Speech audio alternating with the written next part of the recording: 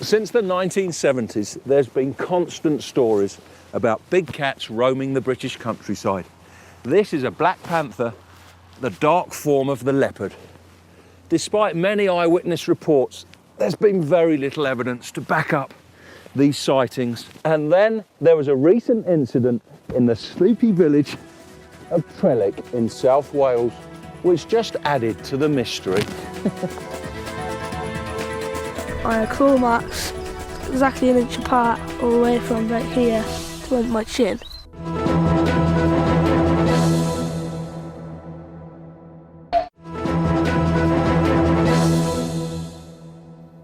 Stories about big cats roaming around Britain have become part of rural folklore. If there are black panthers out there, I certainly wouldn't want to meet one on a dark night. They've got teeth and claws that are 1.5 inches long, and a mauling from a cat like that could cause serious injury or even kill. The farming community of Trellech in South Wales has a population of just over 2,000. 11-year-old Josh Hopkins was walking with his brother and some friends in a field near his home.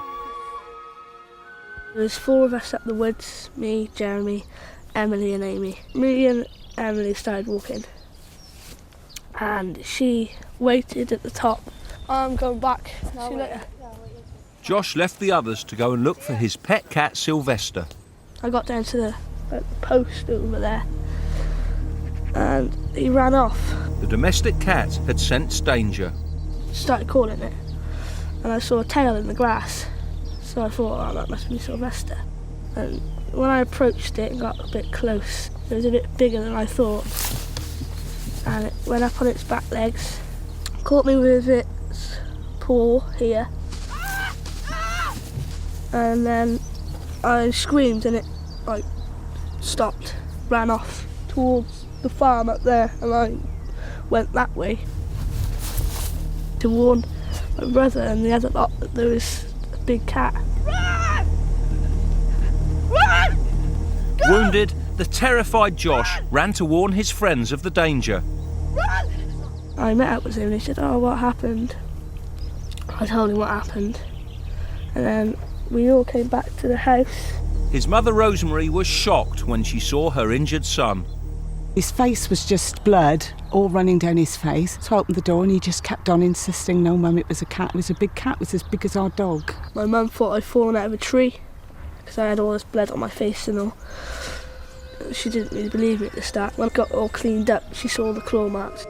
It was clear that his wounds were caused by something far bigger than any domestic animal. I could see the scratches down his face were, even though there was a lot of blood there, were clean. Almost like a razor blade had been down his face. I had claw marks exactly an inch apart all the way from right here to under my chin. And then when I looked under his chin, he'd got a hole under his chin where he said the cat had hooked him with its paw.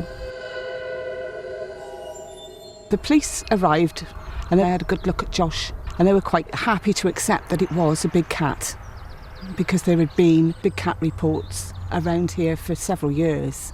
It seems as if this case has added to the growing list of evidence. They suggested that they contact the cat expert to come and talk to Josh, find out exactly what happened, so that he can work out what it was that attacked him. Big cat expert Danny Nineham has his own theory about how these animals came to be in Britain. People used to walk these big cats around on leads, just like you have a domestic dog. The Dangerous Wild Animals Act of 1976 forced owners to licence their pets or have them put down. People then had to either get the licence, take them to a zoo, but zoos don't want them. The third option then was to take them out into the countryside and totally release them. These big cats may have bred in the wild. In the last 10 years, I've dealt with 500 cases of big cat sightings throughout the UK, and 40 of those are close encounters and non-fatal attacks on people. The police wouldn't have put big cat in the equation, even though they're always reported, but they're treated like UFOs and fairies at the bottom of the garden, aren't they? But Josh's case was unique. His attack yielded physical evidence. The adult female cuffed Josh across his face with the claws semi-retracted. If they'd have been fully retracted, they wouldn't have had no damage to his face. Now, he said normally one of these cats, when it attacks, they extend their claws right out and it would have ripped his face off. And when I told his mother this, she was physically sick. From Josh's vivid description of the animal, it appears he'd been extremely lucky to escape with just scratches. Josh luckily didn't run. He stood his ground and kept and maintained eye contact, and he screamed. If Josh had taken fright and turned and run away straight away, it might have seen him as prey, chased him and jumped on him and dragged him down. I think it went away because I screamed.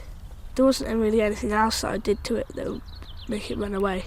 The cat had no cubs with it. The cat wasn't cornered. The cat just thought to itself, I got an open escape route here, and it just took off and left Josh, and Josh took off in the other direction. He was just a very lucky young man.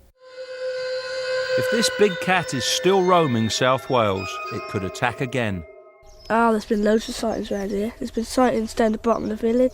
There's been sightings in that garden behind my house. It is scary when you think about it. But then you don't know really whether or not it's capable of snatching a little toddler. There's one animal many of us fear more